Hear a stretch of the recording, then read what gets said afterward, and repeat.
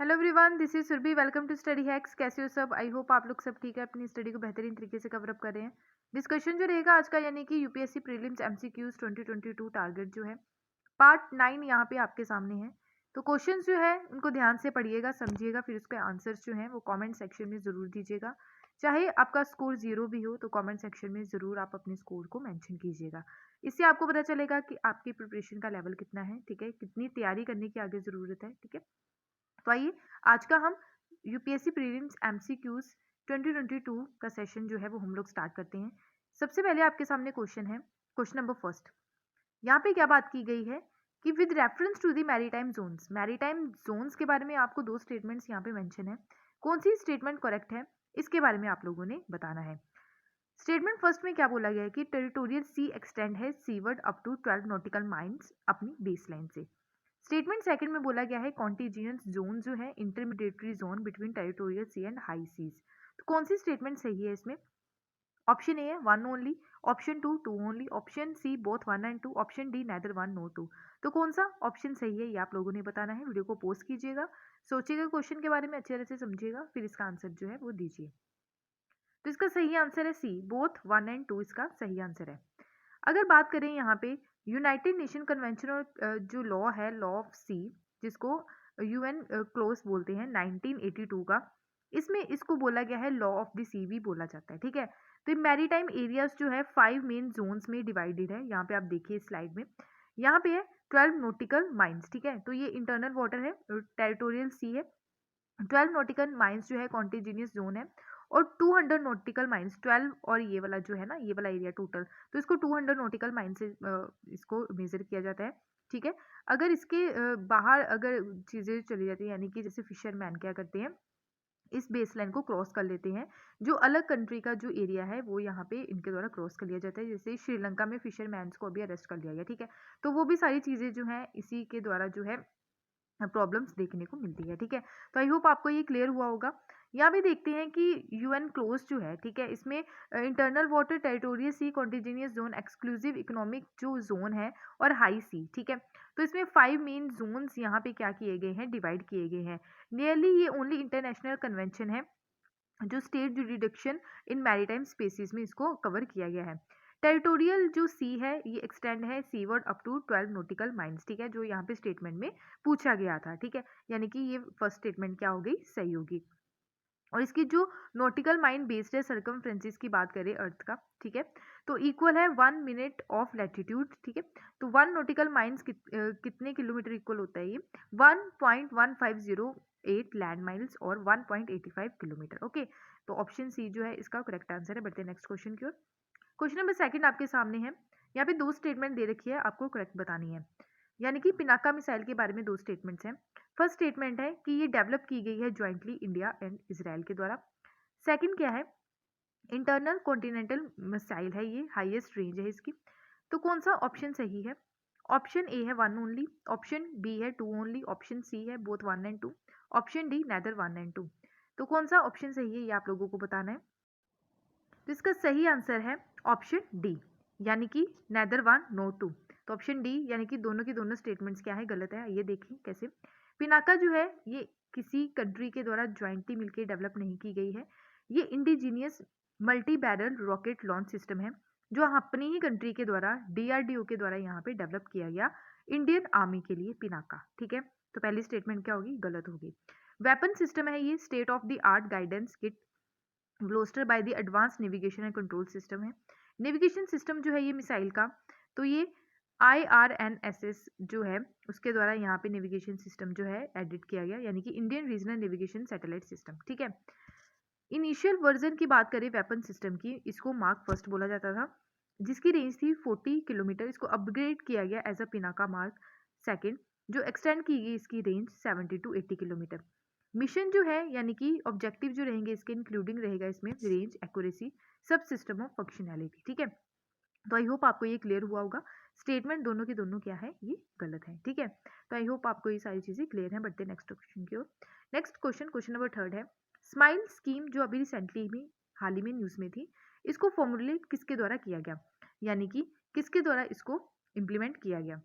Option A है ministry of social justice and empowerment, option B ministry of minority affair, option C ministry of women and child development, option D ministry of home affair. तो चारों statement में से कौन सी statement सही है ये आप लोगों को बताना है।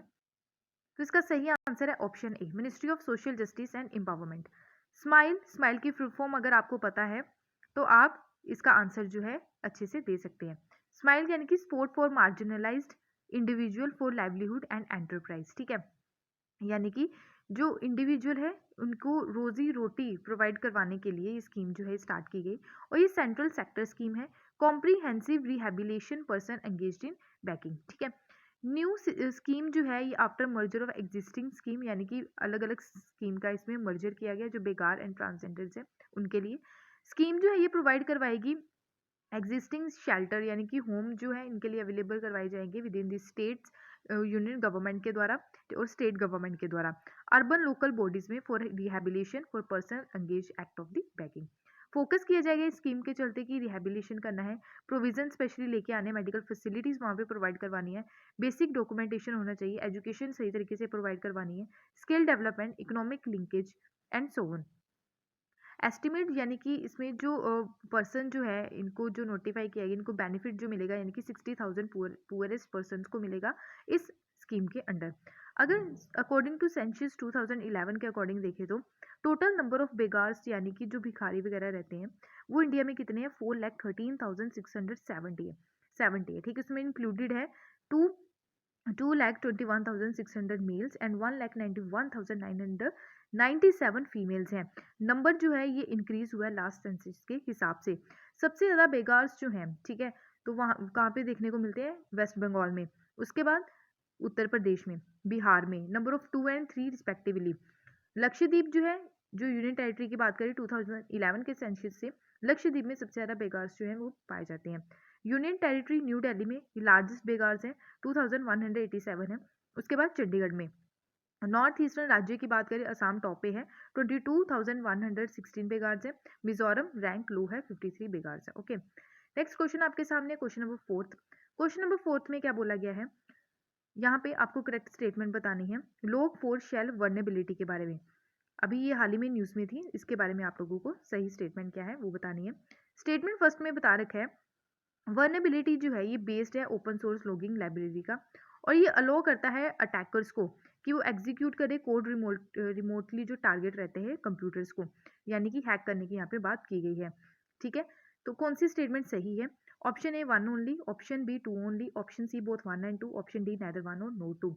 तो सही आंसर क्या है ये आप लोग कमेंट सेक्शन में बताइएगा। तो इसका सही आंसर है option C both 1 and 2। Open source logging software Apache log 4J इसको बोला गया है।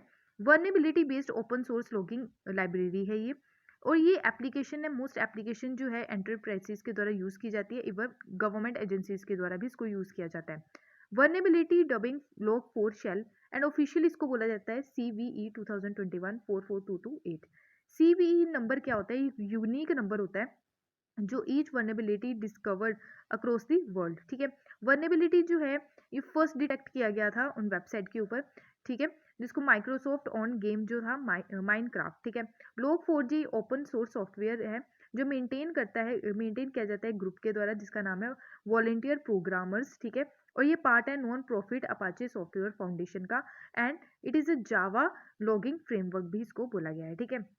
तो यहाँ पे आप देख सकते हैं, ठीक है।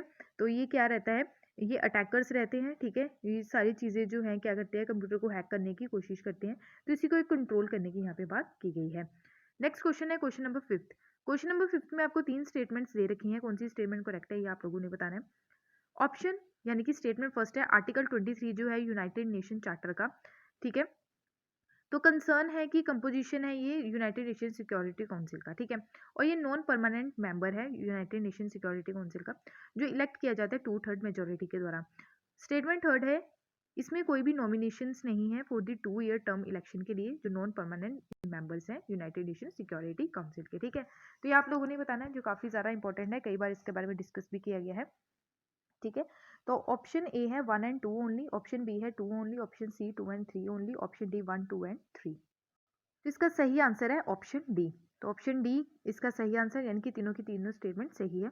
यूनाइटेड नेशन सिक्योरिटी काउंसिल की बात करें, यूनाइटेड नेशन चार्टर इस्टेब्लिश किया गया 6 मेन ऑर्गन्स जो हैं यूनाइटेड नेशन की, ठीक है, उसके द्वारा, इसमें इंक्लूडिंग है यूनाइटेड नेशन सिक्योरिटी काउंसिल भी।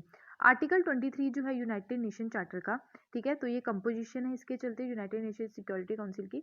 अब परमानेंट और नॉन परमानेंट मेंबर्स की बात करें तो यूनाइटेड नेशन में कंपोज किए जाते हैं टोटल 15 मेंबर्स। 5 जो है वो परमानेंट मेंबर है जो काफ़ी ज़्यादा इंपॉर्टेंट है यूनाइटेड नेशन के, वो है चाइना, फ्रांस, रशिया फेडरेशन, ठीक है, United kingdom and the USA. तो इनके पास वीटो पावर भी है, ठीक है, तो इन 5 मेंबर्स के पास 10 नॉन परमानेंट मेंबर्स हैं जो इलेक्ट किए जाते हैं for every 2 years by the term of general assembly, ठीक है। हमारी कंट्री भी 2021 के लिए इलेक्टेड है नॉन परमानेंट मेंबर्स में, ठीक है। नेक्स्ट यहाँ पे बात की जा रही है क्वेश्चन नंबर 6 के बारे में। क्वेश्चन नंबर 6 आपके सामने 3 स्टेटमेंट्स दे रखी हैं, करेक्ट स्टेटमेंट आपको बतानी है। यहाँ पे बात की जा रही है treaty of mutual legal assistant in criminal matters, ठीक है, क्रिमिनल मैटर्स के ऊपर जो ट्रीटी साइन की गई थी, treaty of mutual legal assistance criminal matters, इसके रिगार्डिंग 3 स्टेटमेंट्स आपके सामने हैं। स्टेटमेंट फर्स्ट है, ये अलाउ करती है एक्सचेंज करने में स्पेशली जो एविडेंस रहते हैं, इन्फॉर्मेशन रहते हैं क्रिमिनल मैटर्स में between the signing countries. Second statement है मिनिस्ट्री ऑफ एक्सटर्नल अफेयर जो है ये नोडल मिनिस्ट्री है इस ट्रीटी को लेके, जो म्यूचुअल लीगल असिस्टेंस प्रोवाइड करवाती है criminal law of matters. Third statement है इंडिया जो है, इंडिया के द्वारा एंटर किया गया इस ट्रीटी में mutual legal assistance treaty with Poland के साथ। तो कौन सी स्टेटमेंट सही है ये आप लोगों को बताना है।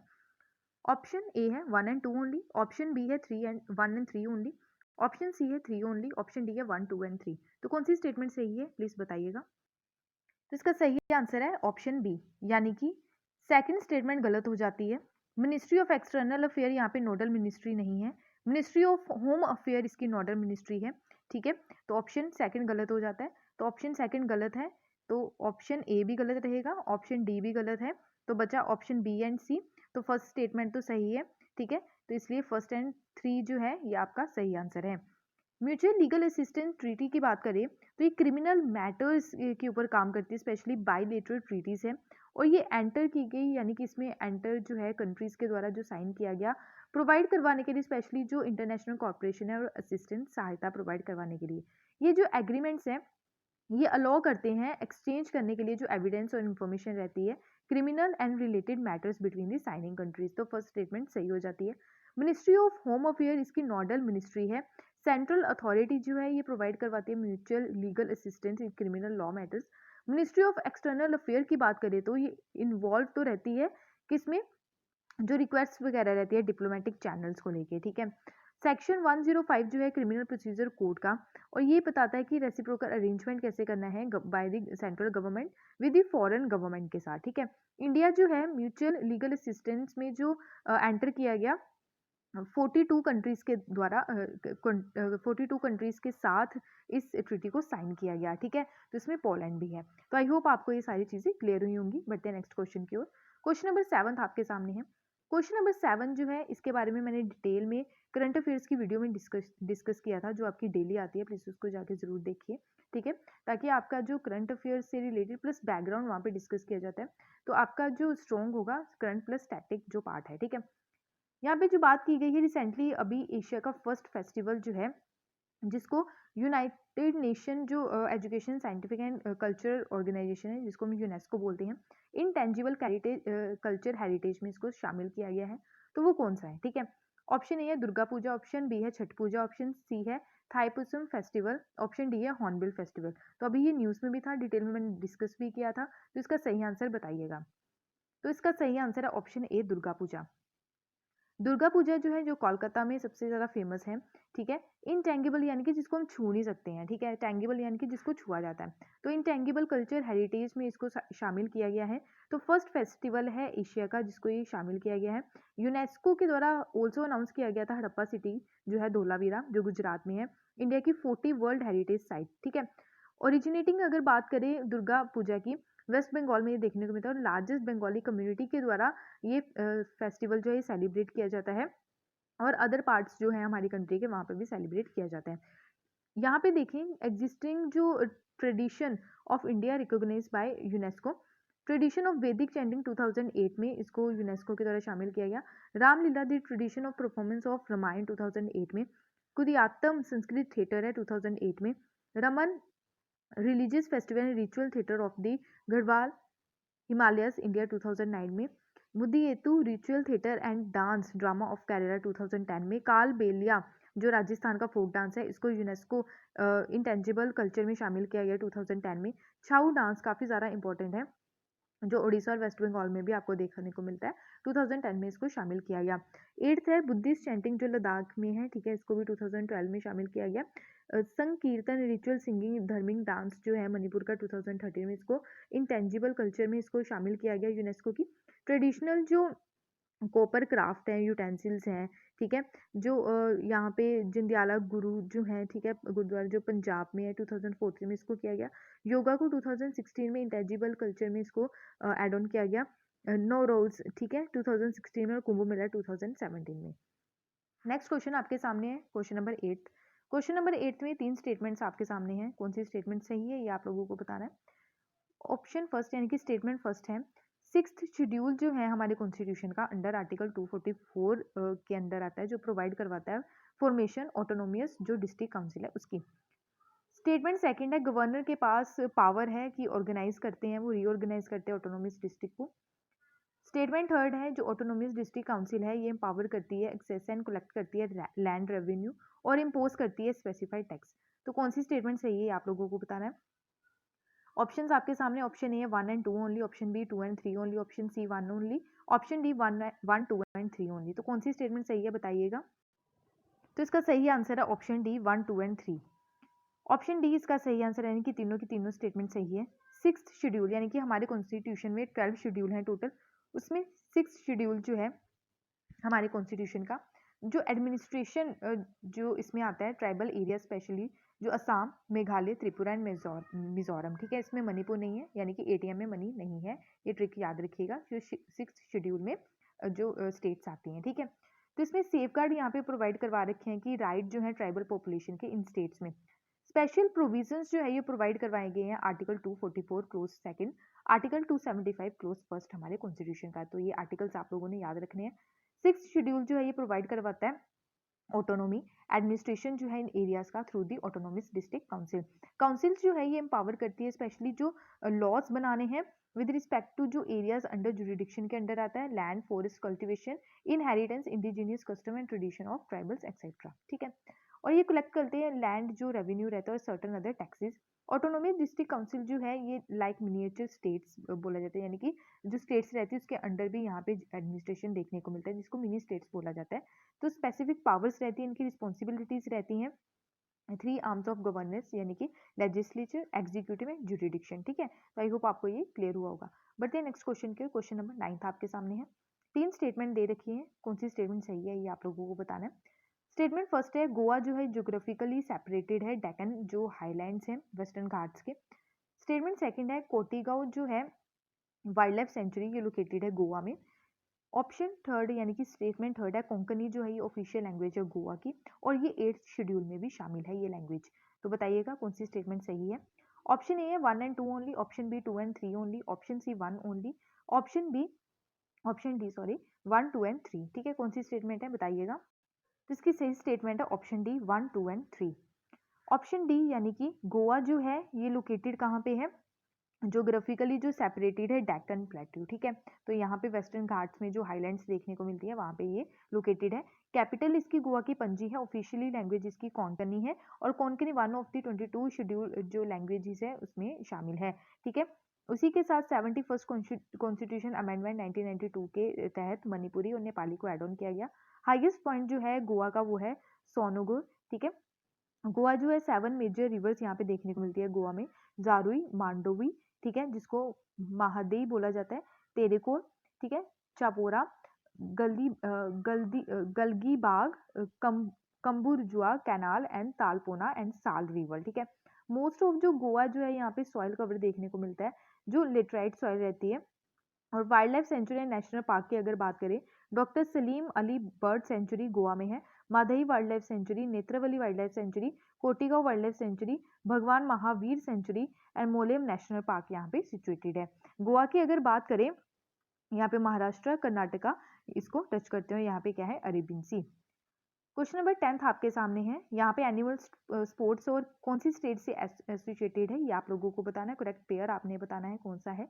ऑप्शन यानी कि स्टेटमेंट फर्स्ट है इरुथा जेलुथल केरला से एसोसिएटेड है, खम्बाला कर्नाटका से, बुलबुल फाइट जो है असम से।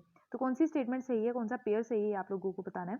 ऑप्शन ए है 1 ओनली, ऑप्शन 2 है, option B second and third only, option C 1 and 3 only, option D 1 2 and 3। तो कौन सी स्टेटमेंट सही है, कौन सा पेयर सही है, ये आप लोग बताइएगा। तो इसका सही आंसर है ऑप्शन बी 2 एंड 3 ओनली। ठीक है, कंबाला जो एसोसिएटेड है कर्नाटका से, बुलबुल फाइट एसोसिएटेड है असम से। तो आई होप आपको ये सारी चीज़ें क्लियर हुई होंगी। तो ये थे आज के इंपॉर्टेंट जो है एमसीक्यूज। ठीक है, 9th पार्ट था ये। तो बाकी के जितने भी पार्ट्स हैं वो अवेलेबल हैं इस चैनल पे, तो आप उसको अटेम्प्ट कीजिएगा और कितना स्कोर बना आप लोगों का टोटल ये भी मेंशन जरूर कीजिएगा। ठीक है, तो आई होप आपको ये सारी चीज़ें क्लियर हुई होंगी। अगर वीडियो पसंद आए तो प्लीज़ लाइक शेयर सब्सक्राइब जरूर कीजिएगा। Thank you for watching my video. जय हिंद।